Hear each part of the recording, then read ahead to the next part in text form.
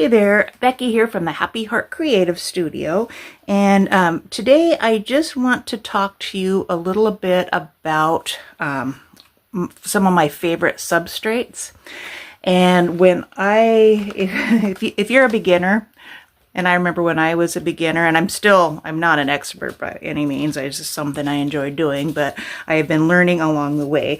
But when I was a beginner and I heard the word substrate, I'm like, what the heck? I don't know what that is. But a substrate is just the foundation where you build your collage or your art project on. It's like, I think of it as like a plate. You need a base to put all your glue, your paper, your paint, all your stuff on. So I think of it as a plate is what I think of it as. And I just wanted to show you a couple of my favorites today. You can go down to Walmart, Hobby Lobby, Michael's, any of those places, and just pick up some watercolor paper. And you can also get mixed media paper, but I have used both, and I like the watercolor paper better, and I can't tell you exactly why. I just do. But watercolor paper comes in different it's by the pound. So this is 140 pound weight, and this one happens to be too. But you can get thinner watercolor paper or probably thicker ones too, but I just tend to use the 140, and it works great for me.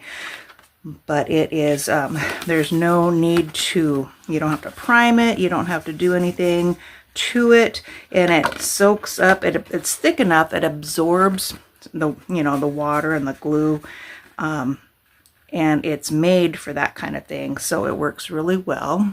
It plays nicely, let's say that. And sometimes if you get it too wet at a time, it might curl up a tiny bit, like some of these smaller pieces will. But I just, when it's dry, I will just spray a little tiny bit of water on the back side of it and put it under a book. So the top part's dry, and I'll put a book on top of it, maybe a piece of wax paper first, then a book, and flatten it overnight, and that just solves the curling problem. But I usually don't have that problem with the bigger pieces, sometimes the smaller pieces, and if it's a thinner weight, if it's not the 140 pounds, you might have a little bit more of a problem with that. But it's usually not a big problem at all. But so I really like that. The watercolor paper, that's one I grab quite often. And it's also good for if you were going to make something and then put it in a frame or a, what do you call it? I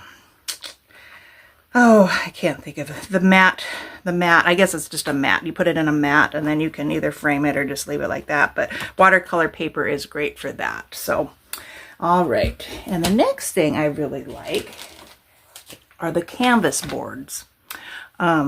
And I just want to make sure, yep, you guys can still see me, but, so canvas boards, and like this package I got at the Dollar Tree.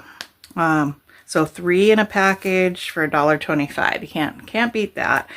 And they're fun, like, for playing and experimenting on too, because they're not very expensive. So, but I do like those a lot. And they are thick and sturdy, and they come in different sizes. This is a 4x6. This is a 5x5. 8x10, and I'm sure those are the ones I kind of gravitate towards, but I'm sure if you went searching you could find all different sizes of them.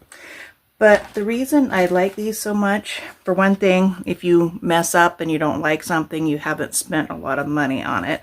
But another thing is these are fun to give to people instead of a birthday card, or like I've made some, with cake on it, and I'll just put the little writing on there. It's a great day for cake, or happy day, or congratulations. And it could be used for, anywhere from a birthday to a new baby, a retirement.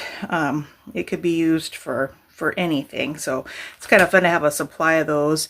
And then you can write things on the back, and they're less likely to get thrown into a drawer, like a card, or thrown away even, because you can, put them on a shelf or something. It's a cute little piece of art. So anyway, I do like this size. This is probably the size I go to most often. And you can pick those up at Dollar Tree, Walmart, Hobby Lobby, Michael's. And like I said, if you go in search of, you can probably find all different sizes of those. But they're sturdy and I really like to work on those. So, okay. And then probably my very favorite, but they are a little more expensive. So I kind of save these until maybe I've made a few on the canvas boards. And I'm like, okay, I kind of got the hang of that. I know what I'm doing.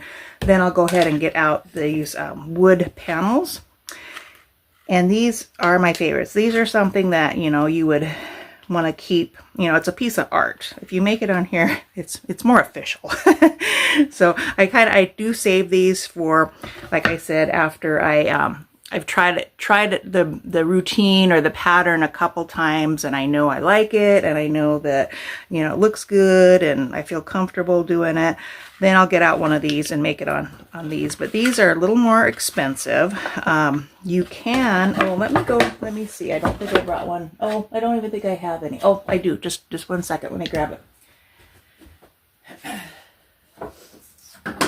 Okay, so these are cheaper.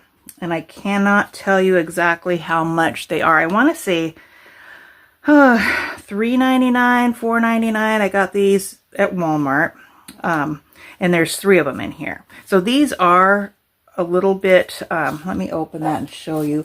They are a little bit less expensive, but they're thinner too, so, but that is fine.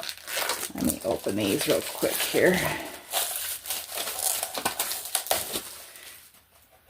So these are the ones from Walmart.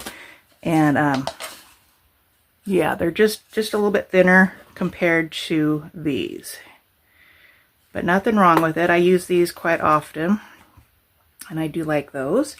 And then I ordered these from Jerry's Artorama, I believe. I think that's where I ordered them from. But if you just put in a Google search for wood painting panels, you'll get a bunch of stuff popping up. But these are a little more expensive. I cannot remember how much because I bought them like 12 in a package.